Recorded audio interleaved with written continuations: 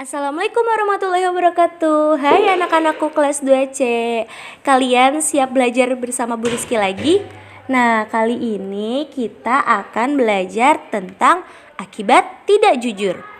Nah, kalau di adab biasanya kita belajar bersama siapa ya?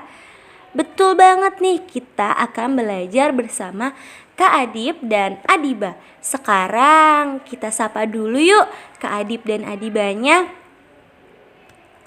Assalamualaikum teman-teman. Hai, aku Adiba. Dan loh, kemana Kak Adib? Kak Adib, ayo belajar bersama kelas 2C. Aduh, tunggu dulu Adiba. Maaf ya teman-teman, Kak Adib dari kamar mandi. Oh ya teman-teman siap untuk belajar tentang kejujuran lagi ya? Yuk kita belajar.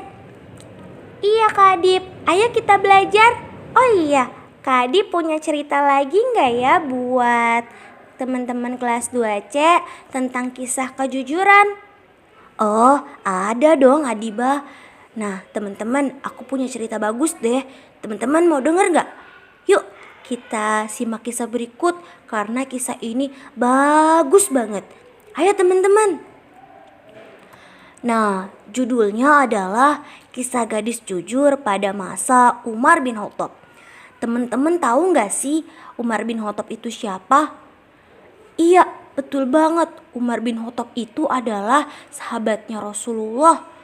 Nah, kita baca yuk kisahnya yang ada pada zaman sahabat Rasulullah, yaitu kisahnya pada masa Umar bin Khattab.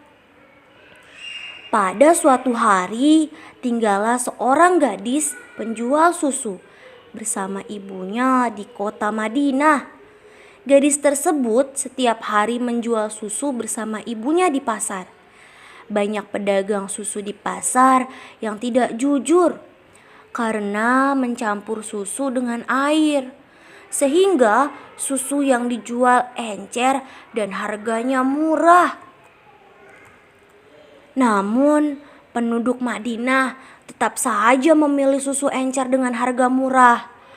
Mereka tidak mengetahui telah dicurangi. Sedangkan susu yang dijual si gadis dengan ibunya murni, tidak dicampur dengan air, sehingga harganya lebih tinggi. Pada suatu malam, si gadis berbincang dengan sang ibu. Mereka berdua membicarakan tentang dagangan mereka yang tidak laku. Sang ibu pun berpikir untuk mencampur susu dengan air, namun dilarang oleh anak gadisnya karena itu adalah perbuatan dosa dan Allah selalu mengawasi mereka. Seketika Khalifah Umar bin Khattab melintas di depan rumah si gadis dan mendengar percakapan mereka. Akhirnya Khalifah Umar mengetahui tentang kecurangan yang dilakukan oleh para pedagang susu. Keesokan harinya, Khalifah Umar bin Khattab dibantu pengawalnya menangkap pedagang-pedagang yang melakukan kecurangan dalam menjual susu. Para pedagang yang curang dan tidak jujur akhirnya dibenci masyarakat, tidak lagi dipercaya dan mendapat hukuman dari Khalifah Umar bin Khattab. Kemudian atas sikap kejujuran yang dimiliki oleh si gadis, maka Umar bin Khattab menjadikan gadis tersebut sebagai menantu dan menjadikan keluarganya. Masya Allah ya teman-teman. Aduh, ternyata Allah itu selalu ya melihat kita kalau kita tidak jujur. Allah itu selalu mengawasi kita loh teman-teman. Jadi teman-teman harus jujur ya. Jangan sampai seperti para pedagang yang curang ini. Aduh, kalau dihukum sama Umar bin Khattab itu tidak seberapa dibanding dihukum oleh Allah Subhanahu wa taala di akhirat. Jadi takut deh Kak Adib. Nah, teman-teman, sekarang kita bisa rangkum ya hikmah cerita tentang kejujuran tadi. Apa ya teman-teman? Teman-teman tahu nggak? Kalau Kak Adip sih udah merangkum nih teman-teman. Rangkumannya adalah orang yang tidak jujur tidak dipercaya banyak orang. Aduh, jangan sampai ya teman-teman. Jangan sampai kita tidak dipercaya sama banyak orang. Di dunia saja tidak dipercaya sama banyak orang. Bagaimana di akhirat ya? Allah masih percaya nggak ya sama kita? Nah, yang kedua, orang yang tidak jujur itu tidak disukai banyak orang teman-teman. Aduh, kan Kak Adip pengen punya banyak teman. Masa nggak disukai sih sama banyak orang? Berarti kalau tidak disukai sama banyak orang, nanti bisa-bisa tidak punya banyak teman deh. Nah, selanjutnya orang yang tidak jujur akan mendapat dosa dari Allah Subhanahu wa taala. Aduh, dosa ya. Pasti masuk neraka nih teman-teman. Aduh, Kak Adip nggak mau deh. Teman-teman jangan ya. Teman-teman harus jadi orang yang jujur biar teman-teman tidak mendapat dosa dari Allah. Oke teman-teman.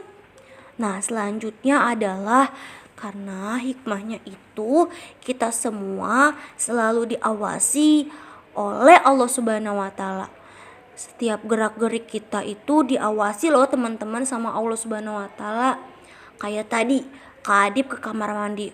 Nah, sama Allah itu diawasi apakah Adip ke kamar mandinya pas masuk kamar mandi Kak Adip baca doa atau tidak, dan waktu keluar kamar mandi Kak Adip baca doa atau tidak. Nah, segala sesuatunya itu di dunia ini kita selalu diawasi loh teman-teman sama Allah. Makanya kita harus jujur ya teman-teman, biar Allah mencatat dan memberikan pahala-pahala untuk kita. Jadi deh kita nanti masuk surga. Hehe, kalian mau kan masuk surga? Nanti ketemu sama Kak Adip. Hehe. Nah, kayaknya hikmahnya segitu dulu deh teman-teman. Teman-teman sekarang harus jadi anak yang jujur ya. Adiba, kamu juga harus jadi anak yang jujur ya Adiba. Iyalah Kak Adip, kan Allah selalu mengawasi kita. Kalau Adiba tidak jujur, nanti Adiba dapat dosa Kak Adip. Nggak mau ah. Teman-teman kelas 2C harus jadi anak jujur ya. Semuanya, dimanapun, kapanpun harus jadi anak jujur. Siap-siap? Siap dong ya. Nah, kayaknya kisahnya segitu dulu deh. Makasih ya Kak Adiba sudah menceritakan kisah yang luar biasa. Sama-sama teman-teman. Teman-teman, ada tugas tuh dari Bu Rizky. Siap mengerjakan kan? Nah, sekarang kalian waktunya mengerjakan tugas ya sama Bu Rizky. Terima kasih sudah mendengarkan ceritaku. Sampai jumpa lagi di pelajaran adab selanjutnya ya teman-teman. Tunggu dulu. Adiba juga mau pamit.